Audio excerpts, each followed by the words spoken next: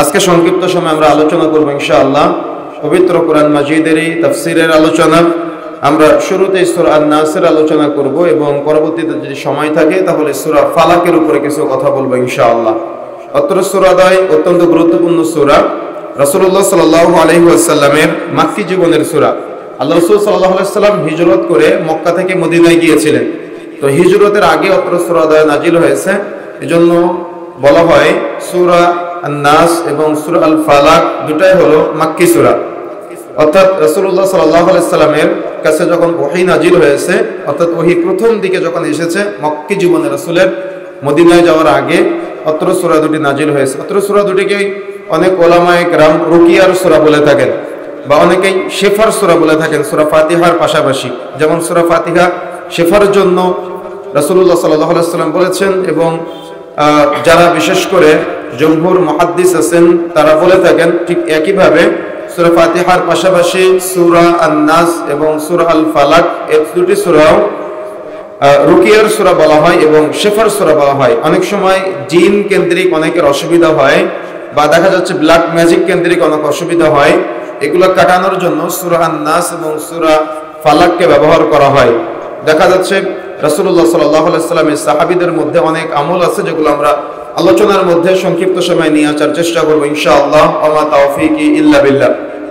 প্রথমে মনে রাখতে হবে আমরা মানুষ মাত্র, আমরা ভুল ত্রুটির ঊর্ধ্বে নই। মানুষ মাত্র ভুল হবে, এটাই স্বাভাবিক।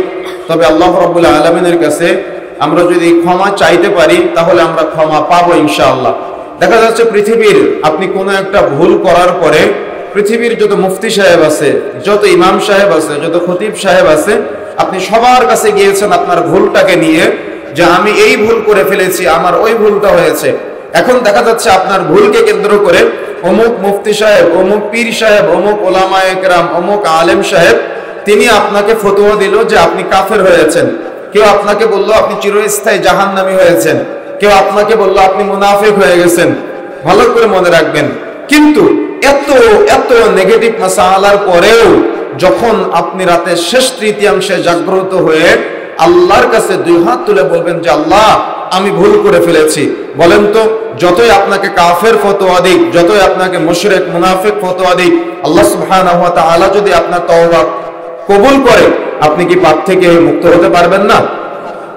কথা বুঝেন না মনে হয়? পাপ থেকে মুক্ত হতে পারবেন না? অবশ্যই মুক্ত হতে পারবেন। সমস্ত মাসালা, সমস্ত মতপার্থক্য যেগুলো আছে, এক একজন এক একটা ফতোয়া দিবে, সমস্ত ফতোয়া আস্থা করে নিক্ষিপ্ত হয়ে যদি আপনার দোয়া রবের দরবারে পৌঁছে যায় তাহলে সেটাই হবে আপনার জন্য সফলতা। এজন্য রবকে চিনতে হবে। এজন্য কাকে চিনতে হবে? আল্লাহকে চিনতে হবে। যদি আপনি আল্লাহকে চিনতে না পারেন তাহলে আপনি সালাত আদায় করবেন, আপনি সালাতে মনোযোগ পাবেন না। আপনি সিয়াম পালন করবেন, আপনি সিয়ামের মাধ্যমে প্রশান্তি পাবেন না। আপনি হজ করবেন, আপনি হজের মাধ্যমে প্রশান্তি পাবেন না। আপনি যাকাত আদায় করবেন, আপনি যাকাতের মাধ্যমে প্রশান্তি পাবেন না। মানুষ যাকাত দিবে, শাড়ি কাপড় চোপড় দিয়ে যাকাত দিবে। কেন? এটা দিলে ওই লোকজন বেশি ডাকা যায়, লোকজন বেশি জানতে পারবে যে অমুক ব্যক্তি যাকাত দেয়। যারা হজ করতে যায় দেখা যাচ্ছে আল্লাহর কাছে না আছে, অধিকাংশ সময় রাসূলের কবরের কাছে চাওয়ার চেষ্টা করে। যারা সালাত আদায় করে আল্লাহকে চিনে না, ও নামাজের মধ্যে কি তিলাওয়াত করে, কি পড়ে, ও কিছুই জানে না। কথা বুঝেন না মনে হয়? কথা বুঝতে পেরেছেন? সিয়াম পালন করতেছে, দেখেন আপনার আমার চোখের সামনেই মাহে রমজানে আমি কয়েকটা হাদিস কিন্তু আলোচনা শুরুতে বলেছি, মান সামা রমাদানা মান কামা রমাদানা মাইয়াকুম লাইলাতুল কদরি ঈমানান ওয়া ইহতিসাবান গুফরা লাহু মা তাকাদ্দামা মিন যামবি। এই তিনটা হাদিসের শেষে দুইটা শর্ত জুড়ে দিয়েছেন, এক ঈমানান, দুই ওয়া ইহতিসাবান, ঈমান থাকতে হবে, নেকির আশা থাকতে হবে। কিন্তু দুঃখজনক সত্য যে আমাদের ঈমানের দুর্বলতা থাকার কারণে, নেকির আশার কমতি থাকার কারণে আমাদের সমাজে পুরো রমজান সিয়াম পালন করে মুত্তাকি হওয়ার চেষ্টা করে, পরহেজগারিতা অর্জন করার চেষ্টা করে, কিন্তু আল্লাহ সম্পর্কে সঠিক জ্ঞান না থাকার কারণে, আল্লাহ সম্পর্কে সঠিক ধারণা না থাকার কারণে একটা মা একটা বোন সারা রমজানে পর্দা করে আর ঈদের দিন সকালে বেপরদায় রাস্তাঘাটে চলাচল করে। একটা যুবক ছেলে সারা রমজান মাস রাসূলের সুন্নাত দাড়ি লম্বা করে, আর ঈদের দিন সকালে গিয়ে রাসূলের সুন্নাত দাড়িগুলোকে কেটে খান খান করে ফেলে, শুধু আল্লাহকে না চেনার কারণে, আল্লাহকে না জানার কারণে।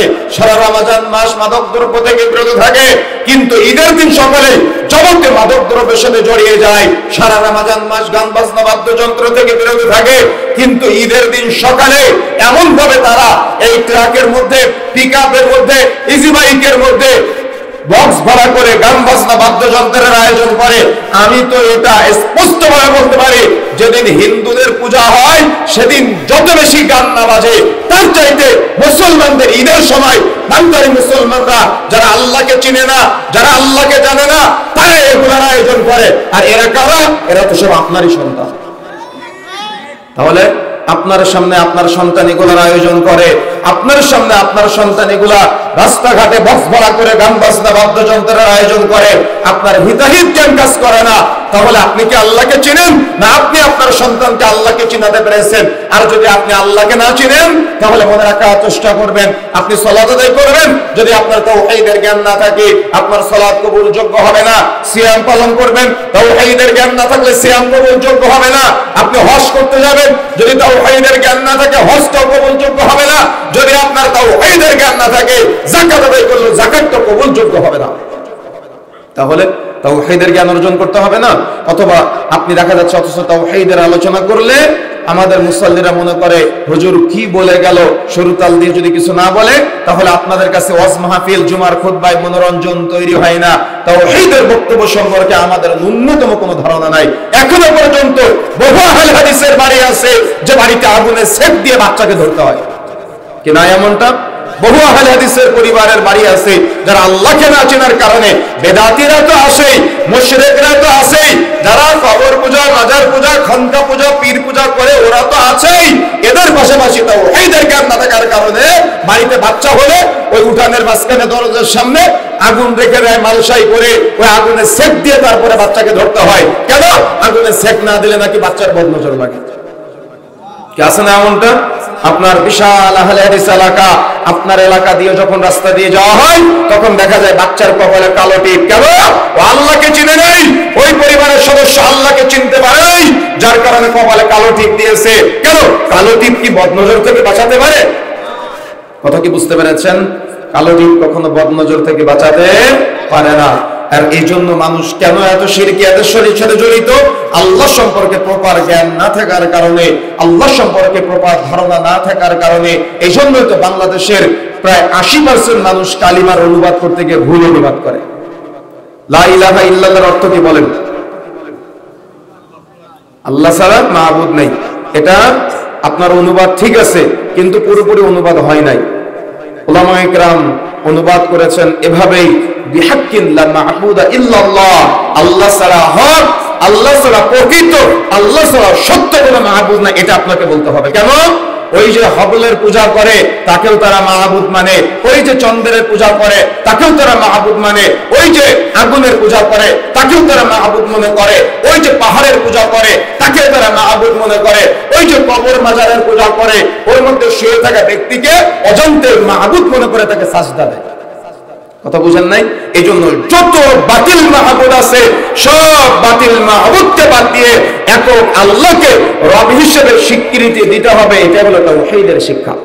বিশেষ করে তাওহীদ উলুহিয়্যা, তাওহীদ রুবুবিয়্যা এবং তাওহীদ আসমা সিফাতের কোনো আলোচনা গ্রামের মাহফিলগুলোতে হয় না। গ্রামের মাহফিলগুলোতে শুধু কিচ্ছা কাহিনী আর সরু তাল দিয়ে যদি কিছু না বলতে পারে তাহলে আপনাদের কাছে মনোরঞ্জন হয় না। জুমার খুতবাগুলোতেও তাওহীদের আলোচনা হয় না। অথচ প্রায় 1 বছর এক নাগারে যদি জুমার খুতবায় তাওহীদের উপরে একটা প্রপার ধারণা একজন ইমাম সাহেব দেয়, তাহলে একটা এলাকার মুসলিম জনতা তারা তাওহীদ সম্পর্কে আল্লাহকে কিঞ্চিত চিনতে পারবে। কথা কি বুঝতে পেরেছেন? তাহলে আল্লাহকে চিনতে পারবে না, রবকে চিনতে পারবে না। বাংলাদেশের মানুষ শুধু জানে যে তারকে সৃষ্টি করেছে আল্লাহ, কিন্তু তার পালন করতে যে আল্লাহ এটা জানে না, তার রিজিক দাতা যে আল্লাহ এটা জানে না, সকল ইবাদতের হকদার যে আল্লাহ এটা অধিকাংশ মুসলমান নারী পুরুষ, অধিকাংশ নারী পুরুষেরা, নারীরা এখনো পর্যন্ত জানে না। এই জন্য বিশেষ করে নারীরা বাবা ভক্ত বেশি হয়। তার মানে কোন একজন ব্যক্তি একটা তাবিজ দিলে যদি কাজ হয়ে যায় তাহলে তাকে মাহবুদ মনে করে। তার কাছে গিয়ে গরু মানত করে, তার কাছে গিয়ে ছাগল মানত করে, তার কাছে গিয়ে ডিম মানত করে, তার কাছে গিয়ে লাউ মানত করে। তার মানে নারীদের হৃদয় একটু নরম হয়, কিন্তু নরম হতে হতে হতে হতে আপনি শিরকিয়াতের সাথে জড়িত হবেন, এত পাগল হলে তো হবে না। কথা কি বুঝতে পেরেছেন? আপনি এখন সামান্য একটা কবিরাজ, একটা কোনো একটা দেখা যাচ্ছে জিনের সহযোগিতা নিয়ে আপনাকে হয়তো বলে দিচ্ছে যে আপনার হারিয়ে যাওয়া জিনিসটি অমুক জায়গায় আছে, আয়না ভরণ দিয়ে বলতেছে এটা যদিও শিরক। বা দেখা যাচ্ছে কোনো একটা ভাবে একটা তাবিজ আপনাকে দিল, দেখা যাচ্ছে কাজ হয়ে গেছে, আপনি তাকে বাবা মানতেছেন, আপনি তাকে বিশাল তার মানে ভক্তি করতেছেন। আচ্ছা, এই সামান্য ব্যক্তিগুলোর যদি আপনার এত ভক্তি হয় তাদের প্রতি, তাহলে দাজ্জাল এসে যখন কোনো একজন এখান থেকে 50 বছর আগে মরে যাওয়া ব্যক্তিকে মাটি থেকে উঠায়, কবর থেকে উঠায়, তার শরীরে রূহ দিবে, আপনি দাজ্জালের পেছনে কিভাবে দৌড়াবেন বলেন তো? কথা বুঝেন না মনে হয়, আমার কথা বুঝতে পারেন নাই। দাজ্জালের এক হাতে থাকবে জান্নাত, এক হাতে থাকবে জাহান্নাম। তো সামান্য এই পীর ফকির যেগুলো আছে, যারা জিন হাসিল করে আপনার মনোরঞ্জন দেয়, আপনি যদি এদের ভক্ত এত বেশি হন, তাহলে যদি দাজ্জাল আসে আর তার হাতে জান্নাত দেখায়, তার হাতে জাহান্নাম দেখায়, তো আপনি কি করবেন? আমার কথা কি বুঝতে পারতেছেন? তাহলে একটু জ্ঞান অর্জন করতে হবে না? একটু চিন্তা রাখতে হবে না ব্রেনে, যে আমি কি করলাম, আমাকে কি করতে হবে, আমাকে কতটুকু আমার রবকে চিনতে হবে, আমাকে কতটুকু আমার আল্লাহকে চিনতে হবে। অধিকাংশ যুবক ছেলেদের আজকে আল্লাহ সম্পর্কে কোনো জ্ঞান নাই। অধিকাংশ ব্যক্তিদের আজকে, অধিকাংশ মহিলাদের, কেন তাদের আমাদের এখানে তো জুমার খুতবা শোনানো হয়, কিন্তু বিভিন্ন জায়গাতে জুমার খুতবা শোনানো হয় না, ঈদের মাঠে পর্যন্ত যেতে দেওয়া হয় না। তাদের ন্যূনতম কোনো তাওহীদের জ্ঞান নাই তো নাই, সালাতের জ্ঞান নাই, সিয়ামের জ্ঞান নাই। ওই গ্রাম থেকে দুই একজন ওই তালিমের চাচি এবং ভাবি আসে, তারা তালিম দিয়ে বেড়ায়, আর ভুলভাল তালিম দিয়ে সংসারগুলোকে নষ্ট করে দিচ্ছে। কথা কি বুঝতে পেরেছেন? এগুলা সমাজে চলতেছে। এই জন্য তাওহীদের জ্ঞান অর্জন করা অত্যন্ত জরুরি। আর তাওহীদের জ্ঞান অর্জন করতে গিয়ে আপনার সবচেয়ে বড় বাধা যে হবে সেটা হলো শয়তান। কথা কি বুঝতে পেরেছেন? কেন? শয়তান কখনো চায় না যে আপনি আল্লাহ সম্পর্কে জ্ঞান অর্জন করেন। শয়তান কখনো চায় না যে আপনি আল্লাহর সাথে বন্ধুত্ব স্থাপন করেন। শয়তান কখনো চায় না যে আপনার আল্লাহর সাথে একটা সম্পর্ক তৈরি হোক। এটা শয়তান কখনো চায় না। এজন্য আল্লাহ রাব্বুল আলামিন আমাদের সতর্ক করেছেন। আসুন আল্লাহর সতর্কগুলো আমরা সংক্ষিপ্ত সময় জানার চেষ্টা করি, যাতে করে আমরা উপকৃত হতে পারি। আউযু বিল্লাহি মিনাশ শাইতানির রাজীম। বিতাড়িত শয়তান হতে আমরা আল্লাহর নিকট আশ্রয় প্রার্থনা করছি। আপনি যে আউযু বিল্লাহি মিনাশ শাইতানির রাজীম বলেন, এর মধ্যে যে বিতাড়িত শয়তানের কথা আপনি বলেন, আপনি কি এটা বুঝেন? আপনি কি এটা বুঝেন? যখন শয়তান আপনাকে আমাকে ওয়াসওয়াসা দিবে, তখন আমাকে আপনাকে আল্লাহর কাছে আশ্রয় চাইতে হবে বিতাড়িত শয়তান হতে। মনে রাখার চেষ্টা করতে হবে, আপনি যদি বিতাড়িত শয়তান থেকে মুক্ত থাকতে পারেন, তাহলে আপনি দুনিয়াতে সফলতা অর্জন করতে পারবেন, আখিরাতে সফলতা অর্জন করতে পারবেন। আর যদি আপনি শয়তানের পাতা ফাঁদে পা দেন, তাহলে আপনি দুনিয়াতেও ক্ষতিগ্রস্ত হবেন, আপনি আখিরাতেও ক্ষতিগ্রস্ত হবেন। দেখেন আল্লাহ সুবহানাহু ওয়া তাআলা এমন কিছু বিষয় নিয়ে আমাদেরকে সতর্ক করছেন। বিসমিল্লাহির রহমানির রহিম। পরম করুণাময় অসীম দয়ালু আল্লাহর নামে আমরা শুরু করছি। কুল আউযু বিরাব্বিন নাস। এখানে কফ উচ্চারণ করা হয়েছে।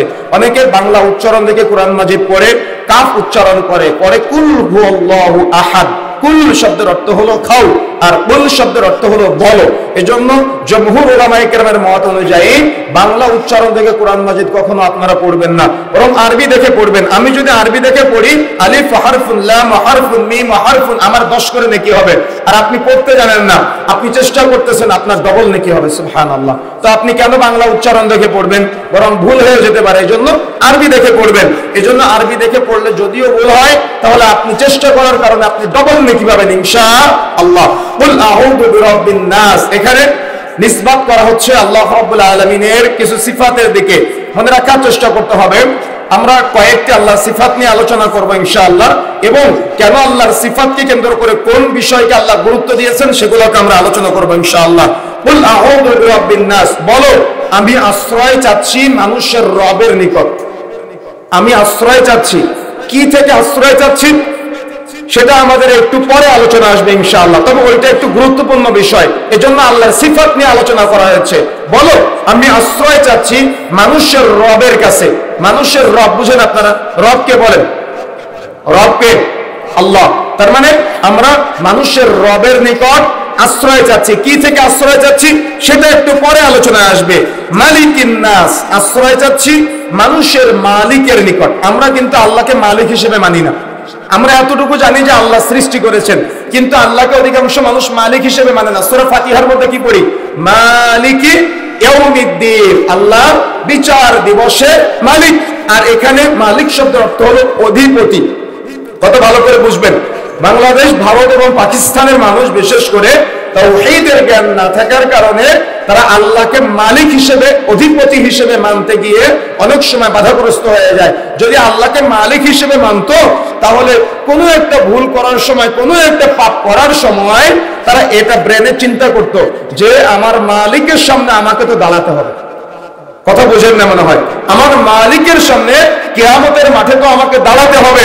কিন্তু অধিকাংশ মুসলমানের তার মালিক সম্পর্কে জ্ঞান বা ধারণা না থাকার কারণে তারা মালিকের সামনে দাঁড়ানোকে ভয় পায় না। এজন্য নিসবত করা হয়েছে মালিকিন নাস। ভালো করে মনে রাখবেন, মানুষের মালিকের নিকট, মানুষের অধিপতির নিকট আশ্রয় চাচ্ছি। তাহলে যে বিষয়টাকে নিয়ে আশ্রয় চাচ্ছি সেটা মানুষের জন্য কতটা ক্ষতিকর। আল্লাহ দুইটা সিফাত বর্ণনা করা হয়েছে। দেখেন, আল্লাহ তিনটা সিফাত, পরবর্তী সিফাত ইলাহিন নাস, মানুষের ইলার নিকট আশ্রয় চাচ্ছি। আচ্ছা, তাহলে কোন বিষয় নিয়ে আশ্রয় চাওয়া হচ্ছে, যে বিষয়টা মানুষের জন্য কতটা ভয়ঙ্কর, যা আল্লাহর তিনটা সিফাত নিয়ে আলোচনা করার পরে সে বিষয় নিয়ে বলা হচ্ছে মানুষকে আশ্রয় চাইতে হবে। আমার কথা কি বুঝতে পারতেছেন? তার মানে মানুষের মালিক, মানুষের ইলাহ, মানুষের রব, আল্লাহ তিনটা গুরুত্বপূর্ণ সিফাত নিয়ে আলোচনা করা হয়েছে। যে তিনটা সিফাত বর্ণনা করে বলা হচ্ছে যে তোমরা মানুষের রবের নিকট, মানুষের মালিকের নিকট, মানুষের ইলাহের নিকট তোমরা আশ্রয় চাও। তাহলে আশ্রয় চাওয়ার বিষয়টা কতটা মানুষের জন্য ক্ষতিকর আপনি কি বুঝতে পেরেছেন? আমি বুঝাতে পারি না মানে আপনাদের। যদি আপনার আল্লাহ সম্পর্কে ন্যূনতম ধারণা থাকে তাহলে আপনি বুঝতে পারবেন আপনার রব, যিনি আপনাকে সৃষ্টি করেছেন, যিনি আপনার স্রষ্টা, এই রব থেকে আপনাকে সেই ক্ষতিকর জিনিসটা বিরত রাখবে। আপনার ইলাহ, যিনি আপনার ইলাহ, যিনি আপনার স্রষ্টা, সেই স্রষ্টা থেকে আপনাকে বিরত রাখবে। যাকে আপনি পালনকর্তা মানতে পারেন নাই, ওই পালনকর্তা থেকে ক্ষতিকর বিষয়টা আপনাকে দূরে রাখবে। যিনি আপনার মালিক, বিচার দিবসের দিন যিনি বিচার ফয়সালা করবে, যে ক্ষতিকর বিষয় থেকে আল্লাহ আশ্রয় চাইতে বলেছেন, এই ক্ষতিকর বিষয়টা আপনাকে ওই মালিক থেকে দূরে সরিয়ে রাখবে, যে হলো আপনার প্রকাশ্য শত্রু এবং অপ্রকাশ্য শত্রু। বুঝেন নাই মনে হয়? বুঝতে পেরেছেন? আপনি হয়তো ভাবতেছেন যে আপনার প্রতিবেশী আপনার 1 বিঘা জমি ফাঁকি দিয়েছে, সে আপনার শত্রু। আপনি হয়তো ভাবতেছেন আপনার এলাকার অমুক ব্যক্তি আপনাকে ক্ষতি করেছে, সে আপনার শত্রু। কিন্তু আল্লাহ সুবহানাহু ওয়া তাআলা তিনটা সিফাত বর্ণনা করে আল্লাহ রাব্বুল আলামিন তার থেকে আপনাকে আশ্রয় চাইতে বলেছেন। তাকে আপনাকে সবচেয়ে বড় শত্রু মনে করতে হবে। আল্লাহ তার সম্পর্কে বলছেন মিন শাররিল ওয়াসওয়াসিল খান্নাস, সে হলো খান্নাস। সে কি? সে হলো খান্নাস। খান্নাসটা কেমন জানেন? দেখেন, খান্নাসটা হলো, উদাহরণ এভাবে দেওয়া যায়, কচ্ছপ চিনেন আপনারা? কচ্ছপের মাথা কি আপনি কখনো ধরতে পারবেন? কচ্ছপের মাথা ধরতে গেলেও কি করে? মাথাটাকে গুটিয়ে ভিতরে নিয়ে নেয়, তাই না? ওর মাথাটা ধরা যায় না। তো খান্নাসটা হলো ও আপনাকে ভুল পথে নিয়ে যায় কিন্তু অপরাধী আপনাকে বানায়। বুঝেন না মনে হয়? ও আপনাকে ভুল পথে নিয়ে যায় কিন্তু অপরাধী আমার আপনাকে বানায়। তাহলে ও আপনাকে অপরাধ করতে সহযোগিতা করে কিন্তু আবার অপরাধী আপনাকে বানায়। সহযোগিতা সে করে কিন্তু অপরাধী আপনি সাব্যস্ত হন। তখন কোনো একটা পাপ করার পরে মনে হয়, ইস, আমি তো পাপটা না করলেও পারতাম। কোনো একটা ভুল করার পরে যখন আপনি দাঁড়িয়ে থাকেন বা আপনি বুঝতে পারেন, তখন আপনার মাঝে অনুশোচনা বোধ জাগ্রত হয়, ইস, আমি তো এই পাপটা না করলেও পারতাম, ইস, আমি তো গুনাহটা না করলেও পারতাম। হয় না এমনটা? হয় না? প্রত্যেকটা পাপ করবেন, পাপ করার সাথে সাথে, আচ্ছা, পাপ করার পরে কেন অনুশোচনা হয়, পাপ করার আগে কেন হয় না? কথা বুঝেন না মনে হয়? তাহলে বিষয়টা কত ক্ষতিকর আপনি কি বুঝতে পেরেছেন? আপনারা শুনেন, রাসূলুল্লাহ সাল্লাল্লাহু আলাইহি ওয়াসাল্লাম থেকে লম্বা আলোচনা। যখন মাতৃগর্ভ থেকে কোনো বাচ্চা দুনিয়াতে আসে তখন বাচ্চা দেখবেন কান্না করে। কেন বাচ্চা কান্না করে? কারণ বাচ্চার শরীরে একটা জিন প্রবেশ করে যার নাম হলো কারিন। যার নাম কি বলেন? যার নাম হলো কারিম। এই জিন শয়তানটা ওই যেদিন থেকে বাচ্চা মাতৃগর্ভ থেকে দুনিয়াতে আসে ওই দিন থেকে ওই বাচ্চাকে পথভ্রষ্ট করার চেষ্টা করে, আর ওই দিন থেকে বাবা মায়ের দায়িত্ব হয়ে যায় ওই শয়তান থেকে সন্তানকে মুক্ত করা। সুবহানাল্লাহ। কিন্তু কোন বাবা মা যদি দায়িত্ব অবহেলা করে তাহলে ওই সন্তান পথভ্রষ্ট হয়ে যায়। এই জন্য মাইকের আওয়াজ যতদূর পর্যন্ত যাচ্ছে মনে রাখার চেষ্টা করতে হবে, আমাদের প্রকাশ্য শত্রু হলো খান্নাস, যে আমাদের সবসময় আমাদের রব থেকে, আমাদের ইলাহ থেকে, আমাদের পালনকর্তা থেকে, আমাদের রিজিক দাতা থেকে, আমাদের মালিক থেকে আমাদের দূরে সরিয়ে রাখে। এই জন্য বন্ধুরা আমার মনে রাখার চেষ্টা করতে হবে। আল্লাহ সুবহানাহু ওয়া তাআলা বলছেন মিন শাররিল ওয়াসওয়াসিল খান্নাস, আল্লাহ রাব্বুল আলামিন বলছেন যে খান্নাস থেকে তোমরা তোমাদের রবের নিকট, তোমরা তোমাদের মালিকের নিকট, তোমরা তোমাদের ইলাহের নিকট আশ্রয় চাও। খান্নাসটা আমাদের সব সময় ক্ষতির মুখোমুখি করে, আমাদের পাপ করতে সহযোগিতা করে, আমাদের নিজেদেরকে অপরাধী বানায়। সেটা আপনি নারী হন, সেটা আপনি পুরুষ হন, কোন একটা পাপ করার পরে আপনার অনুশোচনাবোধ জাগ্রত হয়। এজন্য উলামায়ে কেরাম বলেছেন পাপটা হলো একটা কর্ম, পাপটা হলো একটা কর্ম, পাপ কর্ম বাস্তবায়ন করার পরেই মানুষের অনুশোচনাবোধ জাগ্রত হয়। এই পাপ করতে সহযোগিতা কে করে? সে হলো খান্নাস, সে হলো শয়তান। আমাদের পাপ করতে সহযোগিতা করে। 50 বছর বয়স আপনার, আপনি চায়ের দোকানে বসে বসে এখনো পর্যন্ত সিনেমা দেখেন, কে সহযোগিতা করে পাপ করতে? ওই জিন শয়তান আপনাকে সহযোগিতা করে। আর সহযোগিতা করতে করতে করতে করতে আপনি এমন পর্যায়ে পৌঁছে যান, কোন পর্যায়ে পৌঁছে যান সেটা আলোচনার শেষের দিকে আসবে ইনশাআল্লাহ। প্রিয় বন্ধুরা আমার, যে কথা বলতে চাচ্ছিলাম, তাহলে আল্লাহ রাব্বুল আলামিন আমাদের খান্নাস থেকে আশ্রয় চাইতে বলেছেন, জিন শয়তান থেকে আমাদের আশ্রয় চাইতে বলেছেন। আমাদের প্রকাশ্য এবং অপ্রকাশ্য শত্রু হলো জিন শয়তান। এই জিন শয়তান থেকে নারী পুরুষ, ছোট বড়, ধনী গরিব, ফকির মিসকিন যারা আছে সবাইকে আল্লাহর কাছে আশ্রয় চাইতে হবে। যদি কোনো ব্যক্তি জিন শয়তানের খপ্পরে পড়ে যায়, তার দিন ও দুনিয়াও ধ্বংস হয়ে যায়, তার আখিরাতও ধ্বংস হয়ে যায়, তার আল্লাহর সাথে সম্পর্ক থাকে না, তার বাবা মা প্রতিবেশীর সাথে তার কোনো সম্পর্ক থাকে না। এই জন্য মানুষের সবচেয়ে বড় শত্রু হলো জিন শয়তান। এই খান্নাস থেকে আমাকে আপনাকে সর্বদা সর্বোপরি আল্লাহর কাছে আশ্রয় চাইতে হবে, আর জেনে বুঝে আশ্রয় চাওয়ার চেষ্টা করতে হবে। আল্লাযী ইউসবিসু ফি সুদুরিন নাস, অত্র আয়াতের মধ্যে আল্লাহ রাব্বুল আলামিন বলছেন এই শয়তান থেকে যদি আপনি আশ্রয় না চান তাহলে ও আপনার অন্তরে কুমন্ত্রণা দেয়, হৃদয়ে কুমন্ত্রণা দেয়, আর আপনার অন্তরটা আপনার ব্রেনে নাড়া দেয়, আর আপনার ব্রেন আপনার হাতকে কর্মে বাস্তবায়ন করতে বলে, আপনার পাকে কর্মে বাস্তবায়ন করতে বলে, আপনার চক্ষুকে কর্মে বাস্তবায়ন করতে বলে। যখন সে কর্মে বাস্তবায়ন করতে বলে তখন আপনার হাত দিয়ে পাপ করার সময়, হারাম টাকা গুনার সময় হাতের অনেক মজা লাগে। যখন আপনি চোখ দিয়ে কোনো হারাম কিছু দেখেন তখন আপনার চোখের অনেক মজা লাগে। যখন লজ্জা স্থানের মাধ্যমে কোনো হারাম কাজে জড়ান তখন অনেক প্রশান্তি লাগে। যখন পা দিয়ে আপনি পাপের কাজে হেঁটে যান তখন আপনার পা দিয়ে হেঁটে যেতে পায়ের কোনো কষ্ট হয় না। কেন কষ্ট হয় না পায়ের? কেন চোখের মজা লাগে? কেন হাতের মজা লাগে? কেন অন্তরে প্রশান্তি লাগে পাপ কর্ম বাস্তবায়ন করার আগে? কারণ শয়তান আপনার মনোরঞ্জন তৈরি করে দেয়। কিন্তু যেই মুহূর্তে আপনি পাপ কর্ম বাস্তবায়ন করে ফেলেন সেই শয়তান পালায়, আর তখন নিজের প্রতি ঘৃণা জন্ম হয়। ইস, আমি তো পাপটা না করলেও পারতাম, ইস আমি তো গুনাহটা না করলেও পারতাম, ইস আমি তো চুরি না করলেও পারতাম, ইস আমি তো সুদের লেনদেন না করলেও পারতাম, ইস আমি তো হারাম উপার্জন না করলেও পারতাম, ইস আমি তো নামাজ পরিত্যাগ না করলেও পারতাম, ইস আমি কেন রোজা ছেড়ে দিলাম, আমি কেন সিয়াম ছেড়ে দিলাম, তাই না? এমন অনুশোচনাবোধ জাগ্রত হয় না? দেখেন, এই জন্য আমাকে আপনাকে তওবা করতে হবে, ফিরে আসার প্রচেষ্টা চালাতে হবে, আল্লাহর সাথে সম্পর্ক স্থাপন করতে হবে, শয়তানের সাথে সম্পর্ক দ্রুত তৈরি করতে হবে। যত বেশি শয়তানের সাথে বন্ধুত্ব স্থাপন করবেন তত বেশি আল্লাহর সাথে সম্পর্ক নষ্ট হয়ে যাবে।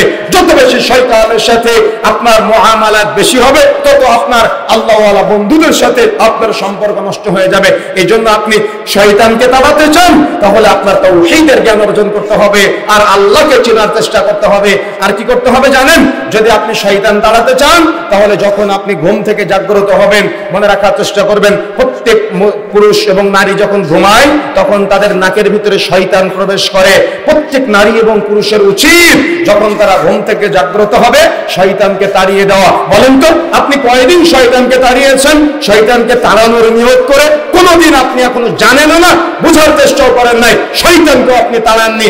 এজন্য এজন্য শয়তান আপনার শরীরে যেমন রক্ত চলাচল করে, এই রক্তের চাইতে দ্রুত গতিতে শয়তান চলাচল করে আপনাকে ওয়াসওয়াসা দেয়, আপনার অন্তরে কুমন্ত্রণা দেয়। এজন্য শয়তানকে তাড়াতে হবে। শয়তানকে তাড়ানোর সুন্নাহ পদ্ধতি, টেকনিক মনে রাখার চেষ্টা করবেন। নারী পুরুষ ছোট বড় সকলের জন্য এভাবে শয়তানকে তাড়াতে পারেন। কিভাবে? সেটা হলো, যখন আপনি প্রতিদিন ঘুম থেকে উঠবেন তখন ঘুমানোর সময় মনে করবেন আপনার নাকের মধ্যে শয়তান প্রবেশ করেছে। ঘুম থেকে ওঠার সাথে সাথে ঘুম থেকে ওঠার দোয়া আলহামদুলিল্লাহিল্লাযী আহইয়ানা, যে দোয়াটি আছে দোয়াটি পাঠ করবেন। ঘুম থেকে ওঠার পরে উভয় হাত কবজি পর্যন্ত আপনি ধৌত করবেন, ওযু ছাড়াই। ওযুর আগে আলাদাভাবে পাত্রে ডুবিয়ে না, আপনি আলাদা করে উভয় হাত কবজি পর্যন্ত ধৌত করবেন। তারপরে নাকের মধ্যে পানি দিয়ে শয়তানকে ঝেড়ে ফেলার নিয়তে 3 বার নাক পরিষ্কার করবেন, যাতে করে শয়তান আপনার নাক থেকে বের হয়ে যায়। তারপরে সুন্দর করে ওযু করে 2 রাকাত সালাত আদায় করবেন। একদিন আপনি আমল করে দেখেন, শয়তান আপনাকে আর ওয়াসওয়াসা দিতে পারবে না। কেন? আপনি তো শয়তানকে তাড়িয়ে দিয়েছেন, শয়তান আপনার নিকটবর্তী আসতে পারবে না। কিন্তু আপনি শয়তানকে তাড়ানোর নিয়ত করে আছেন, কিন্তু আপনার ঘরের মধ্যে ছবি ঝুলতেছে। 50 বছর আগে আপনার বাবা মারা গিয়েছে, বাবার ছবি ঝুলিয়ে রেখেছেন। 30 বছর আগে মা মারা গিয়েছে, মায়ের ছবি ঝুলিয়ে রেখেছেন। ওই ঘরে কিন্তু ফেরেশতা প্রবেশ করবে না। যে ঘরে ফেরেশতা প্রবেশ করে না ওই ঘরে শয়তান থাকে। এই জন্য যদি আপনি শয়তান তাড়াতে চান তাহলে ঘর থেকে ছবি মূর্তি হটাতে হবে, না হলে ওই ঘরে ফেরেশতা প্রবেশ করবে না। আর যে ঘরে ফেরেশতা থাকে না ওই ঘর তো শয়তানের বাসস্থান হয়ে যায়। যদি আপনি শয়তানকে তাড়াতে চান তাহলে ঘুম থেকে ওঠার পরে তো এভাবে তাড়াবেন, এবং প্রত্যেক দিন ফজরের সালাতের পরে, মাগরিবের সালাতের পরে রুকিয়ার সূরা বলা হয় যে 3টাকে, বিশেষ করে অনেক উলামায়ে কেরাম 4টাকে বলেছেন, সূরা ফাতিহা, সূরা নাস, সূরা ফালাক এবং সূরা ইখলাস। অনেকে আবার আয়াতুল কুরসি যুক্ত করেছেন। ফজরের সালাতের পরে, মাগরিবের সালাতের পরে 3 বার করে পড়ার চেষ্টা করবেন, তাহলে শয়তান আপনাকে ওয়াসওয়াসা দিবে না। অনেক সময় দেখবেন বাচ্চা কান্নাকারি করে, মাগরিবের আজান হয়েছে, এমত অবস্থায় আপনি বাচ্চাকে নিয়ে বাড়ির বাইরে বের হয়েছেন, সূর্য একেবারে মাথার নিকটবর্তী সোজাসুজি জায়গা আছে, আপনি বাচ্চাকে নিয়ে বের হয়েছেন। যখন সূর্যের নামাজ পর্যন্ত নিষিদ্ধ, সালাত পর্যন্ত নিষিদ্ধ, অর্থাৎ নিষিদ্ধ সময়, আপনি এই সময়তে বাচ্চাকে নিয়ে বাড়ির বাইরে বের হবেন না। সন্ধ্যা কিছুক্ষণ পর্যন্ত পার হয়ে যাবে। যদি আপনার বাচ্চাকে নিয়ে বাইরে যেতে হয় তাহলে সন্ধ্যা কিছুক্ষণ পার হওয়ার পরে আপনি বাচ্চাকে নিয়ে বের হবেন, তাহলে আপনার বাচ্চা ওই দিন কান্নাকাটি করবে না। না হলে বাচ্চাকে শয়তান ওয়াসওয়াসা দিয়ে আপনার বাচ্চা হয়তো ওই দিন কান্নাকাটি করতে পারে, বা যদিও কোনোদিন বাইরে যাওয়ার কারণে আপনার বাচ্চা কান্নাকাটি করে, তাহলে আপনার বাচ্চাকে রুকিয়ার সূরা, সূরা নাস, সূরা ফালাক, সূরা ইখলাস, আয়াতুল কুরসি, বিশেষ করে মা বোনেরা যারা শুনছেন, হুজুরের কাছে পানি পড়া নেওয়ার জন্য দৌড়ে যাওয়ার দরকার নাই। আপনি মা, আপনি আপনার সন্তানকে রুকিয়ার সূরাগুলো পড়ে হাতে ফু দিয়ে মাথা থেকে পা পর্যন্ত মাসেহা করে দেন, আপনার সন্তান চুপ করবে ইনশাআল্লাহ। মনে রাখার চেষ্টা করতে হবে, এই 3 সময় বাচ্চাদেরকে বাহিরে নিয়ে যাওয়া থেকে বিশেষ করে বিরত থাকার চেষ্টা করতে হবে। যারা রাকি আছে তারা পরামর্শ দেয়, কেন এই সময়গুলোতে শয়তান বেশিরভাগ সময় বাহিরে ঘোরাফেরা করার চেষ্টা করে। মনে রাখার চেষ্টা করতে হবে, সূরা ফালাকের আলোচনা আসবে শয়তান কখন দুনিয়াতে বিচরণ করে, যে কথা আমরা বলতে চাচ্ছিলাম। বন্ধুরা আমার, শয়তান হলো আমাদের প্রকাশ্য শত্রু, আমাদের দিন এবং দুনিয়া ধ্বংস করে দেওয়ার চেষ্টা করে। দিন, দুনিয়া, আখিরাত সবকিছু শয়তান নষ্ট করে দেওয়ার চেষ্টা করে। এজন্য শয়তানের সাথে বন্ধুত্ব স্থাপন করবেন না। আপনার চোখকে শয়তানের বন্ধু বানাবেন না, আপনার কানকে শয়তানের বন্ধু বানাবেন না, আপনার হাতকে শয়তানের বন্ধু বানাবেন না, আপনার লজ্জার স্থানকে শয়তানের বন্ধু বানাবেন না, আপনার পাকে শয়তানের বন্ধু বানাবেন না, আপনার বাড়িটাকে আপনি শয়তানের বন্ধু বানাবেন না। যদি আপনি শয়তানের বন্ধু বানান তাহলে আপনার পুরো পরিবার ধ্বংস হয়ে যাবে। আপনার সন্তানকে আপনি শয়তানের বন্ধু বানাবেন না। আপনি হয়তো বলতে পারেন শয়তানকে সন্তানের বন্ধু বানানো থেকে বিরত থাকবো কিভাবে? দেখেন আল্লাহ সুবহানাহু ওয়া তাআলা অত্র সূরার শেষের আয়াতে বলছেন, মিনাল জিন্নাতি ওয়ান নাস, দুনিয়ার মানুষ শুনে রাখো, এই খান্নাস টাইপের জিন থেকে তোমাদের আশ্রয় চাইতে বলা হয়েছে, বা যে তোমাদের অন্তরে কুমন্ত্রণা দেয় তা থেকে তোমাদের আশ্রয় চাইতে বলা হয়েছে।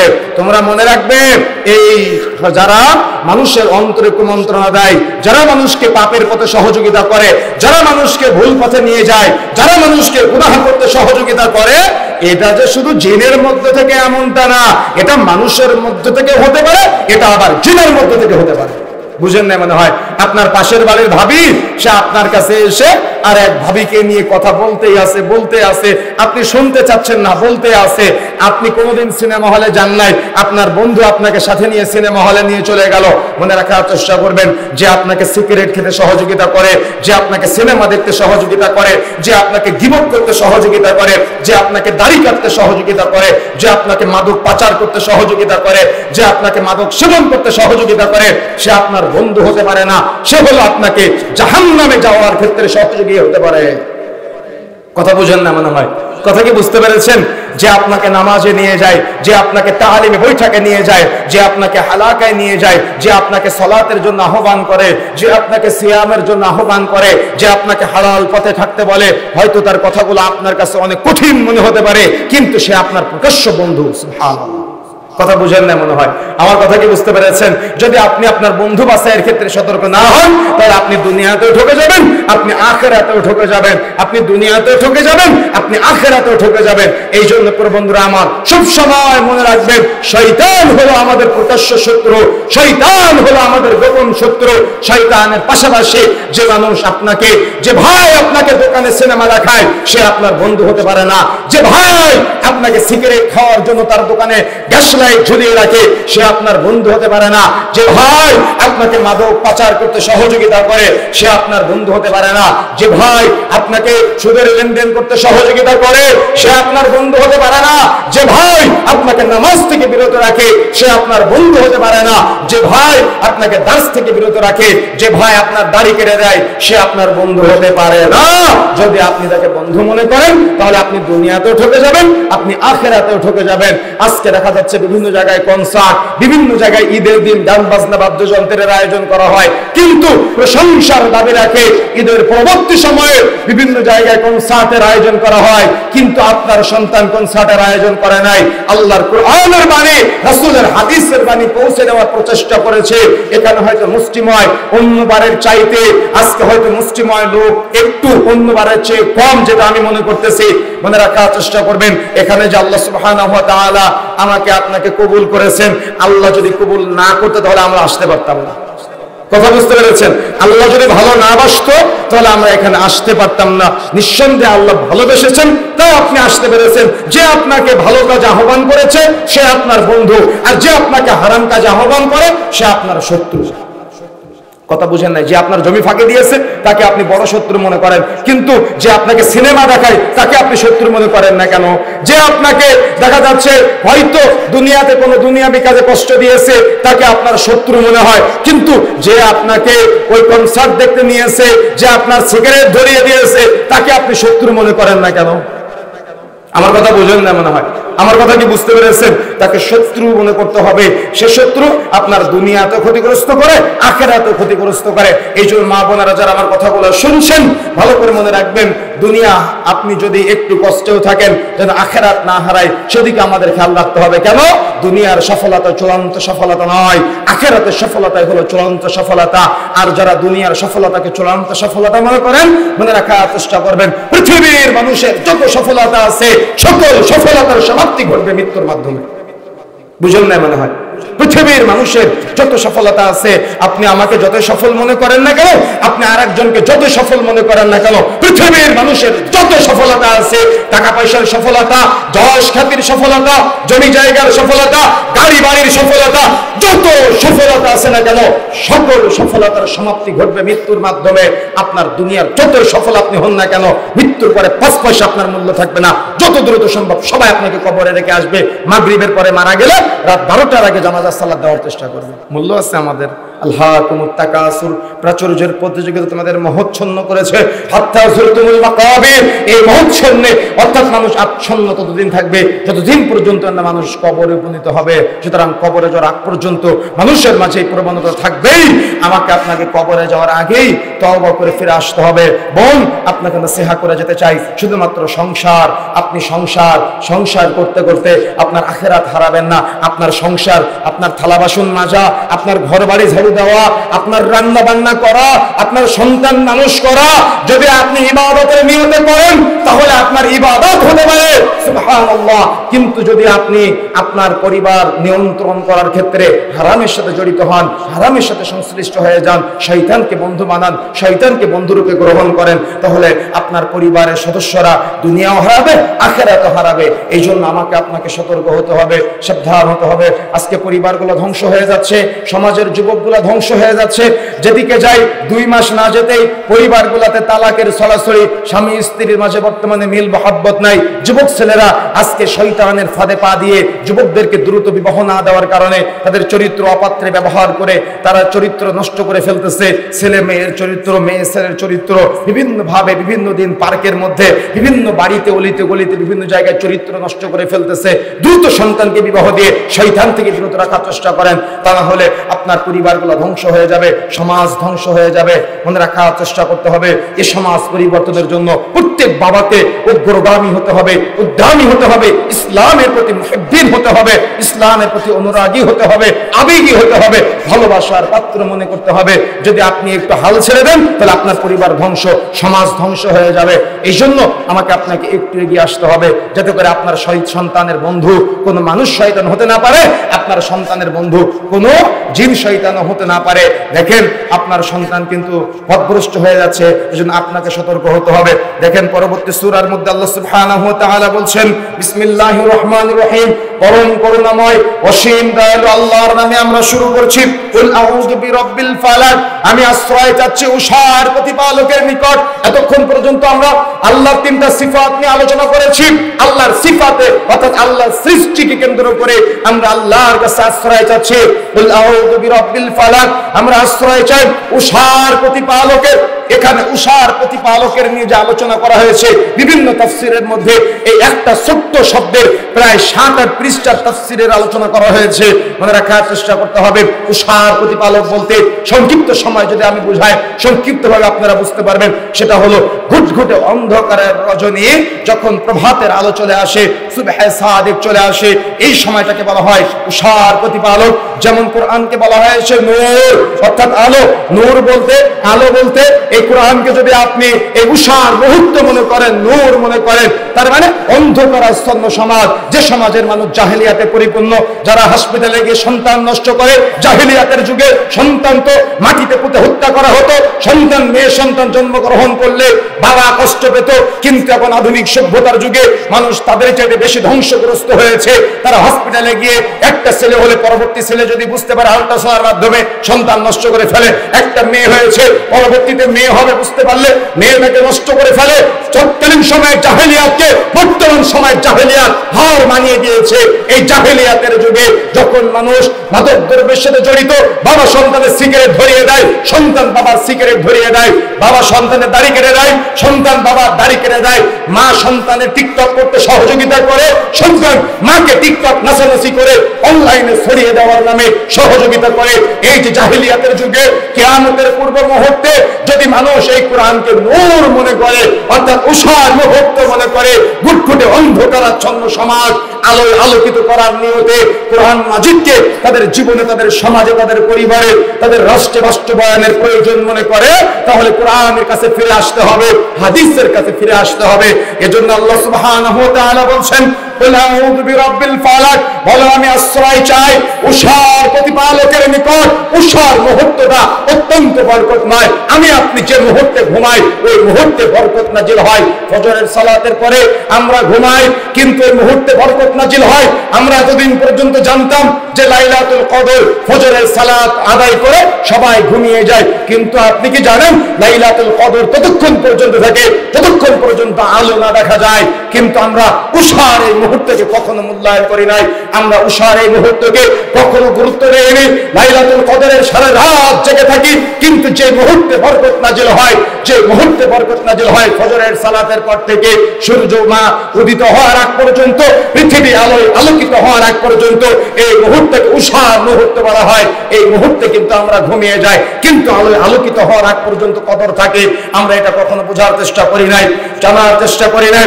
আল্লাহ সুবহানাহু ওয়া তাআলা এজন্য আল্লাহর সৃষ্টিকে কেন্দ্র করে বলছেন, আশ্রয় চাই উষার প্রতিপালক প্রতিপালকের নিকট, উষার প্রতিপালক যে সময় বরকত নাজিল হয়, যখন আমরা ঘুমাই ওই সময় আপনি কাজ করবেন, ফজরের সালাতের পরে ওই কাজে বরকত আছে। যারা আমরা স্টুডেন্ট আছি, পড়াশোনা যদি ওই সময় করা হয়, ওই সময় ব্রেন অনেক শার্প থাকে, ওই সময় ব্রেনের মধ্যে অনেক ঢুকে যায়, পড়াশোনা অনেক ব্রেনের মধ্যে গেঁথে নেওয়া যায়। বা যারা বিভিন্ন কর্মকাজ সাথে জড়িত, ওই সময় বরকতময় সময়, ওই সময় যত বেশি আপনি কাজ করবেন তত বেশি আপনি আগাতে পারবেন। কিন্তু শয়তান আমাকে আপনাকে উভয়কে এমন ভাবে অসহসা দেয়, এমন ভাবে শয়তানের বন্ধুতে পরিণত হয়েছে আমরা, যে আজকে রাতের 1টা 2টা 3টা পর্যন্ত আমরা ঘুমাই, আর যে সময়তে আমার আল্লাহ আমাকে আহ্বান করে, যে সময়তে আমার রব আমাকে ডাকে, ওই সময়তে আমরা ঘুমিয়ে যাই। যে সময়তে বরকত নাজিল হয় ওই সময়তে আমার আপনার প্রচুর ঘুম চলে আসে, কিন্তু আমি আপনি কখনো উপলব্ধি করার চেষ্টাই করি না যে সময় বরকতময় সময়। এজন্য আল্লাহ সুবহানাহু ওয়া তাআলা এই বরকতময় সময় ফালাককে বলছেন, কুল আউযু বিরাব্বিল ফালাক, বলো আমি আশ্রয় চাই উষার প্রতিপালকের নিকট, মিন শাররি মা খালাক, অর্থাৎ আল্লাহ যা সৃষ্টি করেছেন তার অনিষ্ট হতে। তার মানে আল্লাহর সৃষ্টির মধ্যে এমন কিছু সৃষ্টি আছে যে সৃষ্টিগুলা মানুষকে অনিষ্ট করে। অনিষ্ট বুঝেন না মনে হয়, তার মানে পাপ করতে সহযোগিতা করে, তার হলে তো পরীক্ষা হবে না। কথা বুঝেন না মনে হয়। এখন আপনি হয়তো বলতে পারেন যে আল্লাহ কেন আমাদের জন্য দিয়েছেন, আমাদের পরীক্ষার জন্য তো আমরা দুনিয়াতে এসেছি, তাই না? আমি গত বছর আপনাদের একটা কথা জিজ্ঞাসা করেছিলাম, মনে আছে আপনাদের? সাজদায় গিয়ে সূরা সাজদায় গিয়ে কি পড়েন আপনারা? মনে আছে? জিজ্ঞাসা করেছিলাম আপনাদের, নাকি করি নাই? করেছিলাম তো মনে হয়, করেছিলাম না? সাজদায় গিয়ে আপনারা কি পড়েন মনে আছে আপনাদের? কি পড়েন আপনারা? সুবহান রাব্বিয়াল, রুকুতে গিয়ে কি পড়েন? সুবহান রাব্বিয়াল আযীম। আচ্ছা, আমি বলেছিলাম যে আগামী বছর অর্থ মুখস্থ করে আসার জন্য কয়জন এই সুবহান রাব্বিল আলা আর সুবহান রাব্বিল আযীম অর্থ মুখস্থ করেছেন? কয়জন অনুবাদ জানেন? একটু হাত উঠে দেখাবেন। দেখেন তাহলে আমরা কতটুকু আল্লাহর সাথে বন্ধুত্ব স্থাপন করতে পারলাম, আমরা আল্লাহর সাথে কতটুকু সম্পর্ক তৈরি করতে পারলাম। যতই আমি শয়তানের আপনাদের শত্রুতার আলোচনা করি না কেন, শয়তানের সাথে শত্রুতা স্থাপন করতে হবে, আল্লাহর সাথে বন্ধুত্ব স্থাপন করতে হবে। যদি আমরা একটু এগিয়ে না আসি তাহলে তো শয়তান আমাদেরকে আরো পিছনে নিয়ে চলে যাবে। কথা বুঝেন না মনে হয়? আমার কথা বুঝতে পেরেছেন? আমরা কতটুকু আল্লাহর পথে এগিয়ে আসতে পারলাম? যদি এগিয়ে আসতে নাই পারলাম তাহলে শয়তান তো আমাদের পথভ্রষ্ট করবে। এটা কি আমরা বোঝার চেষ্টা করেছি? আমার কথা বুঝেন না মনে হয়? এটা কি আমরা বোঝার চেষ্টা করেছি? এটা তো আমরা বোঝার চেষ্টা করি নাই। বোঝার চেষ্টা করি নাই বিধায় একটি বছর পার করে ফেললাম, কিন্তু আমরা এখনো পর্যন্ত রুকুতে গিয়ে কি পড়ি আমরা এটা জানার চেষ্টা করলাম না, বুঝার চেষ্টা করলাম না। সাজদায় গিয়ে কি পড়ি জানার চেষ্টা করলাম না, বুঝার চেষ্টা করলাম না। আচ্ছা, যদি এই মুহূর্তে আমার মৃত্যু হয়ে যায় আর আল্লাহ যদি জিজ্ঞাসা করে তোমার 50 বছরের একটা জীবন দান করেছিলাম, তুমি 50 বছরের জীবনে দুনিয়াতে গিয়ে কি শিখেছো? আপনি কি বলবেন? আপনি কি বলবেন? বলার কি আছে বলেন? না আছে আল্লাহ সম্পর্কে জ্ঞান, না আছে রাসূল সম্পর্কে জ্ঞান, না আছে দ্বীন ইসলাম সম্পর্কে জ্ঞান, না কোনো কিছু সম্পর্কে আমাদের কোনো ন্যূনতম আমরা জ্ঞান অর্জন করার চেষ্টা করি না। সব হুজুরের উপরে ছেড়ে দিয়েছে, তাই না? ব্রাহ্মণরা যেমন, ওই হিন্দুরা যেমন সবকিছু ব্রাহ্মণদের উপরে ছেড়ে দিয়েছে, আর আমাদের মুসলমান ভাইরা কোরআন হাদিসের যা কিছু আছে সব হুজুরের উপরে ছেড়ে দিয়েছে। হুজুর ভুল বললো না সঠিক বললো এটাও যাচাই বাছাই করার প্রয়োজন মনে করে না। বন্ধুরা আমার, আমাদের এগুলা থেকে বের হয়ে আসতে হবে। দেখেন আল্লাহ সুবহানাহু ওয়া তাআলার সৃষ্টিকুলের মধ্যে এমন বহু সৃষ্টি আছে যারা আমাদেরকে ওই পথভ্রষ্ট করার চেষ্টা করে। আমাদের তো তার সাথে লড়াই করতে হবে, টিকে থাকতে হবে। টিকে থেকে আমাকে আপনাকে দুনিয়াতে এমনভাবে চলতে হবে যে আল্লাহ তুমি আমাকে দুনিয়াতে পাঠিয়েছিলে পরীক্ষার জন্য, আমি পরীক্ষায় পাশ করতে চাই। এজন্য আমার যতগুলো পরীক্ষার স্টেপ আছে আমি সবগুলো স্টেপে আমি উন্নত হতে চাই, আমি সবগুলো স্টেপ অতিক্রম করতে চাই এবং আমি সুখময় জান্নাত লাভ করতে চাই। কবরে যখন আমাকে জিজ্ঞাসা করা হবে মার রব্বুকা, তোমার রবকে, যেন আমি জবাব দিতে পারি। যখন জিজ্ঞাসা করা হবে মা দীনুকা, তুমি কোন দিনের উপরে ছিলে, যেন আমি জবাব দিতে পারি। তখন আমাকে জিজ্ঞাসা করা হবে তোমার নবীকে বা এই ব্যক্তিটিকে, তখন যেন আমি জবাব দিতে পারি। আমরা যেন জবাবটা বুঝে যেতে পারি। জবাবটা মুখস্থ করলে আপনি সেখানে বলতে পারবেন বিষয়টা এমনটা না। আপনাকে আল্লাহকে চিনতে হবে, আপনাকে রাসূলকে চিনতে হবে, আপনাকে দ্বীন ইসলাম সম্পর্কে জানতে হবে, জ্ঞান অর্জন করতে হবে। দ্বীন ইসলাম সম্পর্কে কোনো কথা বল নাই, আপনার শরীরে শয়তান জ্বালাপোড়া তৈরি করে দেয় যে শুধু হুজুর দ্বীনের কথা বলে, শুধু অমুক ব্যক্তি দ্বীনের পথে আহ্বান করে, তাকে ব্যাপক অসহ্য মনে হয় আপনাদের কাছে, তাই না? অনেক অসহ্য মনে হয়। সৎ কাজের আদেশ দিলে খুব ভালো লাগে, কিন্তু অসৎ কাজের নিষেধ করলে অনেক কষ্ট হয়। এজন্যই তো শয়তান আমাকে আপনাকে ওয়াসওয়াসা দেয়, পথভ্রষ্ট করার চেষ্টা করে। এই জন্য আমাকে আপনাকে ফিরে আসার চেষ্টা করতে হবে। মিন শাররি মা খলাক, আল্লাহ যা সৃষ্টি করেছেন তার অনিষ্ট হতে আমাদেরকে আল্লাহর কাছে আশ্রয় চাইতে হবে।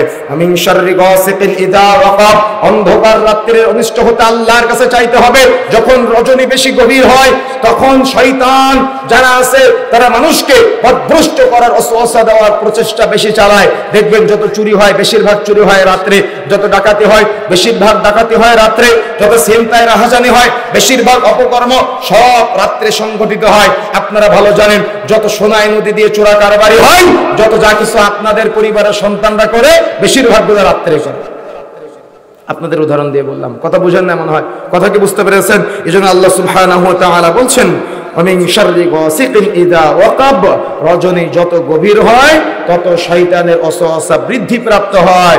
এই জন্য রাত্রিতে বাড়ির বাহিরে যত বেশি কম বের হওয়া যায় তত বেশি কল্যাণকর। যত বেশি বাড়ির বাইরে বের হবেন তত আপনি অকল্যাণ থেকে বেঁচে যাবেন। দেখবেন রাত্রিতে সাপ বিচ্ছু যেগুলো আছে সেগুলো বাড়ির বাইরে বের হয়, সেগুলো তার যে ঘর আছে সেখান থেকে বের হয়ে আসে, মানুষকে ধ্বংসন করার চেষ্টা করে। এই জন্য রাত্রে যত বাড়ির বাহিরে থেকে বের হওয়া যায় তত বেশি কল্যাণ। এই জন্য মনে রাখার চেষ্টা করতে হবে দিনের কল্যাণ আমাকে আপনাকে গ্রহণ করতে হবে, আমাদের ফজরের পরবর্তী মুহূর্তের কল্যাণ আমাকে আপনাকে গ্রহণ করতে হবে, রাত্রের অকল্যাণ থেকে আমাকে আপনাকে বিরত থাকতে হবে। বিশেষ করে মা বোনেরা রাত্রে যত বাড়ির বাহিরে কম বের হওয়া যায়, বিশেষ করে বাচ্চাদেরকে নিয়ে রাত্রে যত বাড়ির বাহিরে কম বের হওয়া যায়, বিশেষ করে যখন সন্ধ্যা নামবে মাগরিবের আজানের পূর্ব মুহূর্তে বিসমিল্লাহ বলে দরজা জানালা সব বন্ধ করে দিবেন আপনার বাড়ির। দেখবেন আপনাকে কোনো শয়তান ওয়াসওয়াসা দিতে পারবে না ইনশাআল্লাহ। আপনার পরিবারে স্বামী স্ত্রীর মাঝে অনেক অসুবিধা, শয়তান তাড়িয়ে দেন, দেখবেন আপনার পরিবারে স্বামী স্ত্রীর মাঝে কোনো সমস্যা আর থাকবে না। শয়তান আপনাকে ওয়াসওয়াসা দেয়, শয়তান ওয়াসওয়াসা দেয় বিধায় স্বামী স্ত্রীর মাঝে, সেটা হোক আলেম, সেটা হোক জালেম, সেটা হোক সাধারণ মানুষ, অধিকাংশ ব্যক্তির পরিবারে আজকে সমস্যা। কেন সমস্যা? শয়তানের পাতে ফাদা পা দিয়ে পরিবারগুলা তছনছ করে দিচ্ছে, ধ্বংস করে দিচ্ছে আমাদের সমাজের মানুষ।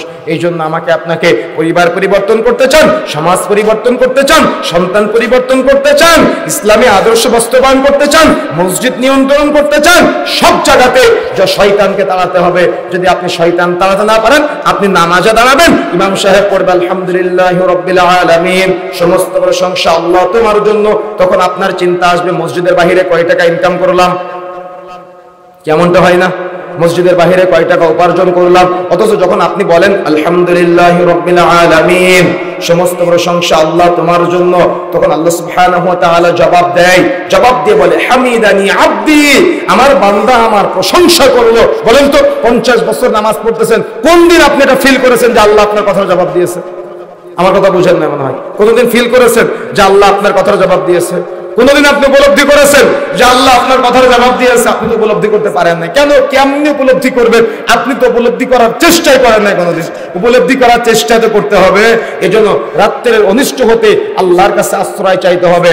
রাত যত গভীর হয় তত অনিষ্টকারী আল্লাহর সৃষ্টি যেগুলো আছে তারা দুনিয়াতে বিচরণ করে এবং মানুষকে পথভ্রষ্ট করার চেষ্টা করে। দেখবেন আপনি রাস্তা দিয়ে যাচ্ছেন, আপনার অন্তরে কোনো একটা কিছু দেখে কোনো একটা কিছুর অবয়ব আপনার অন্তরে সাধিত হলো বা গঠন তৈরি হলো, সেটা কিন্তু আসলে নাই, কিন্তু আপনার ওই শরীরে যে কারেন্ট জিনটা আছে ও এমন ভাবে আপনার অন্তর বা আপনার চোখকে তৈরি করে দিবে আপনাকে মনে হবে যে ওখানে কেউ দাঁড়িয়ে আছে। এমনটা হয় না? এমনটা কিন্তু অবশ্য হয়। কে করে? শয়তান করে দেয়। কথা কি বুঝতে পেরেছেন? আপনাকে পথভ্রষ্ট করার জন্য বা আপনাকে ভীতি প্রদর্শন করার জন্য, আর এগুলা করে সে মজা পায়। মিন শাররিন নাফাসাতি ফিল উকাদ, আল্লাহ সুবহানাহু ওয়া তাআলা বলছেন আল্লাহর কাছে আশ্রয় চাইতে হবে গিরাই ফুকদানকারী নারীর অনিষ্ট হতে। বুঝেন না মনে হয়? বাংলাদেশে তো এই বাবাগুলা বেশি পুরুষ মানুষ, কিন্তু ইন্ডিয়াতে এবং আফগানিস্তানে এবং বিশেষ করে নাইজেরিয়ার বিভিন্ন জায়গাতে আমরা যতটুকু তথ্য পেয়েছি নারীরা বেশি এই জিন নিয়ে কাজ করে এবং জিন হাসিল করে তারা কালো জাদু, ব্ল্যাক ম্যাজিক এগুলোর সাথে সম্পৃক্ত হয়। দেখবেন এখন তো জাহিলিয়াতের যুগ, একটা ছেলে একটা মেয়েকে পছন্দ করার পরে মনে মনে কোনো একটা কবিরাজের কাছে চলে যায়, কবিরাজের কাছে যাওয়ার পরে তাকে নিয়ে কোনো একটা কুফরি কালাম করে। আপনারা হয়তো বলেন কুফরি কালাম, কিন্তু এটা জানেন এটা একটা মেয়েকে বা এটা একটা ছেলেকে মৃত্যুর পথে পর্যন্ত নিয়ে যায়। কথা বুঝেন না মনে হয়? কোনো একটা পুতুল বা কোনো একটা মাছ জীবন্ত, তাকে এমন ভাবে ব্ল্যাক ম্যাজিক করে ওই ছেলেকে নিয়ে বা ওই মেয়েকে নিয়ে যে তার পুরো জীবনটা নষ্ট হয়ে যায়। ওই বাবা জীবনেও কল্পনা করে নাই যে তার মেয়েটা অমুক ছেলের কাছে চলে যাবে। কেন চলে গেল? ওই ছেলেটা মেয়েটাকে নিয়ে এমন ব্ল্যাক ম্যাজিক করেছে, তার প্রতি পাগল হয়ে গিয়েছে। কথা বুঝেন না মনে হয়? এখন বাবা হয়তো ভাবতেছে যে আমার মেয়েটা নষ্ট হয়ে গেল, আমার মেয়েটা এত পাগল হয়ে গেল, কিন্তু আপনার মেয়েটা কখন কখন ব্ল্যাক ম্যাজিকের শিকার হয়েছে আপনি বুঝতেই পারেন না। স্বামী স্ত্রীর মাঝে প্রচন্ড মিল মহাব্বত, দেখা যাচ্ছে অনেক সময় শাশুড়ি সহ্য করতে পারে না, ওই স্বামী স্ত্রীর সম্পর্ক নষ্ট করার জন্য ব্ল্যাক ম্যাজিক করতে যায়। মা ছেলের মাঝে অনেক চমৎকার বন্ধন, চমৎকার সম্পর্ক, বউ এটা পছন্দ করে না, বউ চলে যায় মা ছেলের মাঝে সম্পর্ক নষ্ট করে দেওয়ার জন্য একটা ব্ল্যাক ম্যাজিক করে দিয়ে আসে, কালো জাদু করে দিয়ে আসে। দুইজন জায়ের মধ্যে সম্পর্ক অনেক খারাপ, দেখা যাচ্ছে একজন শাশুড়ি দুই বউকে কোনো একজনকে বেশি ভালোবাসে, কোনো একজনকে কম ভালোবাসে। ওই ভাবি গিয়ে আর এক ভাবিকে নিয়ে একটা ব্ল্যাক ম্যাজিক করে দিল, ডিম পোড়া নিয়ে আসলো, চাউল পোড়া নিয়ে আসলো, কোনো একটা কালো জাদু করে দিল। এগুলা সব শিরকের আওতায়। এগুলা করে যদি কোনো ব্যক্তি মারা যায়, সে জান্নাতে প্রবেশ করবে না। কথা বুঝেন না মনে হয়? কথা কি বুঝতে পেরেছেন? অনেকে ব্ল্যাক ম্যাজিক বা দেখা যাচ্ছে কালো জাদু করার পাশাপাশি শরীরে, কোমরে, মাজায়, হাতে, গলায় তাবিজ ঝুলায়, এবং তাবিজের মাধ্যমে বর্তমানে ব্ল্যাক ম্যাজিক করা হয়। তাবিজের মাধ্যমেও বর্তমানে ব্ল্যাক ম্যাজিক করা হয়। মনে রাখার চেষ্টা করবেন, কোন মাজারে গিয়ে কোনো সিন্নি খাবেন না। অনেক সময় মাজারে গিয়ে ওই মাজারের খাবারগুলো খাওয়ার কারণে তার মধ্যে এমন ব্ল্যাক ম্যাজিক করে, আমাদের কাছে তথ্য আছে, ওই খাবার আপনি একবার খেলে আজীবন ওই মাজারের ভক্ত আপনি হয়ে যাবেন। ওই মাজার কিনে যদি কেউ কিছু বলে, তাহলে আপনার শরীরে জ্বালা পোড়া তৈরি হবে, এমন ব্ল্যাক ম্যাজিক তারা তৈরি করে ফেলে। আপনি কোন একজন কবিরাজের কাছে কোন একটা ভালো কাজের জন্য গিয়েছেন, সে আপনাকে এমন ব্ল্যাক ম্যাজিক করলো, আপনার কোন একটা অসুখ হলো তার কাছে যাওয়া লাগবে।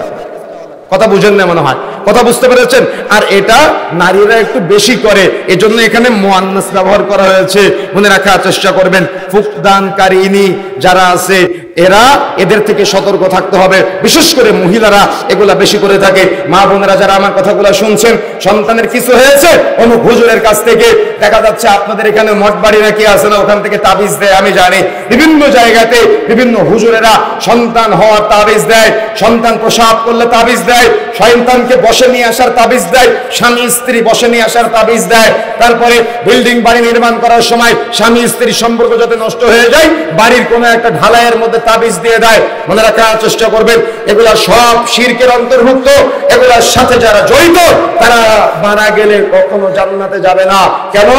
শিরকের সাথে জড়িত থাকলে মারা গেলে জান্নাতে যাওয়া যাবে না। পৃথিবীর সবচাইতে বড় পাপ, পৃথিবীর সবচাইতে বড় পাপ। এজন্য আজকে এখানে যারা বসে আছেন, নারী পুরুষ যারা আছেন, যদি কারোর শরীরে, যদি কারোর গলায়, যদি কারোর মাজায়, যদি কারোর হাতে পায়ে কোথাও তাবিজ থেকে থাকে, আল্লাহ রাসূল বলছেন, মানে আল্লাহকে তামিমাতান ফাকাদ আশরাক, যে তাবিজ ঝুলালো সে শিরক করলো। সুতরাং আজকে যদি এখানে বসে থেকে আপনি শয়তানি কারবারে আপনার হাতে, কোমরে, গলায় ঝুলিয়ে রাখেন, আপনার হাতে বালা আছে, অস্ত্র ধাতুর আংটি আছে, আরে আপনি এত বোকা কেন? আপনি যার কাছ থেকে অস্ত্র ধাতুর আংটি নিয়েছেন বড় লোক হওয়ার জন্য, ব্যবসায় বরকত লাভের জন্য, আরে এই আংটির মাধ্যমে যদি বড় লোকই হওয়া যেত, ও আংটি বিক্রি করে কেন? কথা বুঝেন নাই?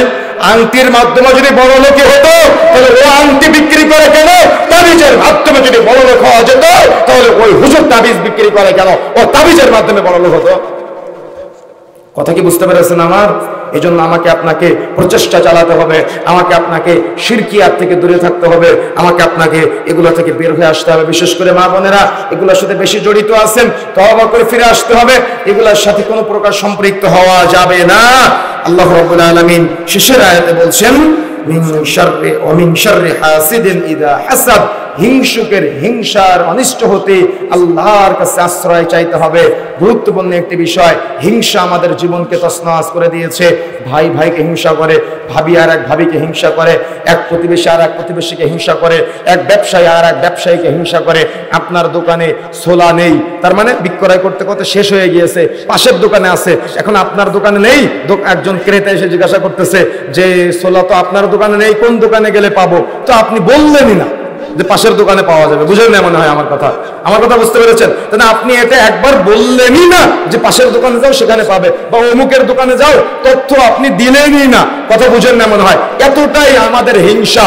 সন্তানকে ভালো রেজাল্ট করলে সে ভালো রেজাল্ট করেছে, সমাজে সুনাম সুখ্যাতি ছড়িয়েছে, কোনো একটা ভুল সে করতেই পারে, মানুষ মাত্র ভুল হতেই পারে, কিন্তু আপনি তার ভুলটাকে, ও যে প্রশংসা করিয়েছিল তার 4 গুণ আপনি তার ভুলটাকে সমাজে ছড়িয়ে দিলেন। কথা বুঝেন না মনে হয়? আমার কথা বুঝতে পেরেছেন? সমাজে কিন্তু এগুলো অনেক হয়। আর এই কান কথাগুলা শুনতেও মজা লাগে, বলতেও মজা লাগে, শুনতেও মজা লাগে, বলতেও মজা লাগে। এগুলা থেকে আমাদের বের হয়ে আসতে হবে। যদি আমরা বের হয়ে আসতে না পারি তাহলে সমাজ ধ্বংস হয়ে যাবে, পরিবার ধ্বংস হয়ে যাবে। মসজিদগুলোতে আজকে হিংসা শুরু হয়েছে, পরিবারগুলোতে ভাই ভাইয়ের মধ্যে হিংসা শুরু হয়েছে, সমাজে আজকে প্রতিবেশীর মাঝে হিংসা শুরু হয়েছে। আজকে একজন ভাবি আর একজন ভাবির সাথে হিংসা শুরু হয়েছে, কেউ করে পাপ গোপন করতে পারে না। আমি আজকে বলে যাচ্ছি, হিংসা করবেন না, ঈর্ষা করবেন। বুঝেন না মনে হয়? হিংসা করবেন না, হিংসা করা হারাম, নাজায়েজ, ঈর্ষা করা জায়েজ। ঈর্ষা বুঝেন? ঈর্ষা মানে অমুকের ছেলে ভালো রেজাল্ট করেছে, আল্লাহ তুমি আমার ছেলেটাকে ভালো রেজাল্ট করার তৌফিক দিও। অমুকে 5 লাখ টাকা ইনকাম করেছে, তার ধ্বংস হোক, আপনি এটা কামনা করবেন না। আল্লাহ অমুক ব্যক্তি 5 লাখ টাকা ইনকাম করেছে, আল্লাহ তুমি আমাকে 5 লাখ টাকা ইনকাম করার তৌফিক দাও। অমুকের ঘেরে ভালো মাছ হয়েছে, তার মাছ ধ্বংস হয়ে যাক, এজন্য বিষ দিবেন না, বরং আপনি আল্লাহকে বলবেন, আল্লাহ তুমি আমার ঘেরেও একটু বেশি মাছ দিও। কথা বুঝেন না মনে হয়? আমার কথা বুঝতে পেরেছেন? আপনার পার্শ্ববর্তী কোনো একটা যা হয়তো ভালো কিছু করেছে, আপনি আল্লাহকে বলবেন, আল্লাহ তুমি আমাকেও করার তৌফিক দিও। কখনো তাকে নিয়ে হিংসা করবেন না, হিংসা না করে তার কল্যাণের দোয়া করুন, তাকে নিয়ে আপনি কল্যাণ কামনা করুন, তার পাপগুলা গোপন করুন। দেখবেন আপনি আল্লাহর সাথে বন্ধুত্ব স্থাপন করতে পারবেন। যত আপনার হৃদয় বড় করতে পারবেন, অন্যের ভুলগুলা ক্ষমা করতে পারবেন, অন্যের পাপগুলা ক্ষমা করতে পারবেন, অন্যকে নিয়ে নেগেটিভ চিন্তা না করে পজিটিভ চিন্তা করতে পারবেন, তত আপনি দুনিয়াতে তৃপ্তি সহকারে বেঁচে থাকতে পারবেন। আর যারা অন্যকে নিয়ে চিন্তা করে তারা কখনো দুনিয়াতে তৃপ্তিতে বেঁচে থাকতে পারে না। তাদের জীবনে হতাশা, তাদের জীবনে দুর্দশা, তাদের জীবনে সবসময় দুশ্চিন্তা লেগেই থাকে। এই জন্য সংক্ষিপ্ত সময় আমরা যে কথাগুলো বলেছি, আল্লাহ সুবহানাহু ওয়া তাআলা আমাদের সবাইকে শয়তানের বন্ধুত্ব স্থাপন করা থেকে আমাদের বিরত থাকার তৌফিক দান করুন, বলেন আমিন। নারী পুরুষ যারা আমরা বক্তব্য শ্রবণ করেছি, আল্লাহ সুবহানাহু ওয়া তাআলা আমাদের সবাইকে আমাদের প্রকাশ্য এবং অপ্রকাশ্য শত্রু শয়তান এই খান্নাস থেকে আমাকে আপনাকে আল্লাহর কাছে সবসময় আশ্রয় চাওয়ার তৌফিক দান করুন। আমাদের সমাজের যুব সমাজকে শয়তান থেকে মুক্ত থাকার তৌফিক দান করুন, এবং আমাদের পরিবার, আমাদের সমাজ, আমাদের রাষ্ট্র, আমাদের ব্যক্তি জীবন, পারিবারিক জীবন, সামাজিক জীবন, রাজনৈতিক জীবন, ধর্মীয় জীবন, অর্থনৈতিক জীবন, পারিবারিক জীবন, সবকিছু যেন আমরা শয়তান মুক্ত সুন্দর একটা আমরা আল্লাহ এবং আল্লাহ রাসূলের সুন্নাহ অনুযায়ী আমাদের পরিবার, সমাজ, রাষ্ট্র, দিন, অর্থনীতি সবকিছু পরিচালনা করতে পারি। আল্লাহ সুবহানাহু ওয়া তাআলা আমাদের সবাইকে তৌফিক দান করুন, আল্লাহুম্মা আমিন। আল্লাহ রাব্বুল আলামিন সংক্ষিপ্ত সময়ের আলোচনায় আমাদের যে কথাগুলো বলার তৌফিক দান করেছেন, আমাদেরকে জেনে বুঝে আল্লাহ রাব্বুল আলামিন যতদিন বাঁচিয়ে রাখবে, আল্লাহ রাব্বুল আলামিন যেন আমাদের স্মরণে রেখে শয়তান থেকে আমাদের আশ্রয় চাওয়ার আমরা যেন পরিকল্পনা করতে পারি, আমাদের সেই তৌফিক দান করুন, আল্লাহুম্মা আমিন। আজকে রাত্রে বাড়িতে গিয়েই বক্তব্য ভুলে যাবেন না, বরং শয়তান থেকে কিভাবে আশ্রয় চাওয়া যায়, শয়তান থেকে কিভাবে দূরত্ব স্থাপন করা যায়, শয়তানের সাথে কিভাবে তার মানে আমাদের সম্পর্ক নষ্ট করা যায়, সেদিকে আমাদের খেয়াল রাখতে হবে। আল্লাহ সুবহানাহু ওয়া তাআলা তাদের সবাইকে শিফায়ে কামিলা আজলা দান করুন, সবাই বলেন আল্লাহুম্মা আমিন। আমাদের মাঝে যারা ঋণগ্রস্ত আছে, আল্লাহ রাব্বুল আলামিন তাদের সবাইকে ঋণ থেকে মুক্ত হওয়ার তৌফিক দান করুন, বলেন আমিন।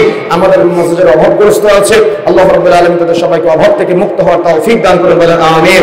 আমাদের ফিলিস্তিনে মুসলিম ভাইয়েরা নির্যাতিত, নিষ্পেষিত, নিপীড়িত, আল্লাহ সুবহানাহু ওয়া তাআলা তাদের সবাইকে হেফাজত করুন, বলেন আমিন। আল্লাহুম্মা ইগফির লানা ওয়া লিল মুমিনিনা ওয়াল মুমিনাত ওয়াল মুসলিমিনা ওয়াল মুসলিমাত। আল্লাহ রাব্বুল আলামিন সমস্ত আমাদের নির্যাতিত মুসলিম ভাই এবং বোনদের হেফাজত করুন, এবং তাদের থেকে আমাদের শিক্ষা নিয়ে পবিত্র কোরআন ও সহিহ সুন্নাহর অনুসারী হয়ে প্রকৃত আল্লাহ ওয়ালা, নবী ওয়ালা, প্রকৃত ইসলামের একজন মুহিব্বিন খাদেম হওয়ার তৌফিক দান করুন। ইসলাম বুঝার, মানার, জানার, পাঁচ ওয়াক্ত সালাত আদায় করার এবং তাওহীদ বুঝার, রমজানে পরিপূর্ণভাবে আল্লাহকে জেনে বুঝে আল্লাহর সন্তুষ্টির জন্য সিয়াম পালন করার, সামর্থ্যে হজ ওমরা করার, সামর্থ্যে যাকাত আদায় করার আল্লাহ রাব্বুল আলামিন তৌফিক দান করুন। এই আশা, এই দাবি, এই দোয়া ব্যক্ত রেখে সংক্ষিপ্ত সময়ের আলোচনা আমরা এখানে সমাপ্ত করছি। সুবহানাকা আল্লাহুম্মা ওয়া বিহামদিক, আশহাদু আল লা ইলাহা ইল্লা আনতা, আস্তাগফিরুকা ওয়া আতুবু ইলাইক। আসসালামু আলাইকুম ওয়া রাহমাতুল্লাহি ওয়া বারাকাতুহু।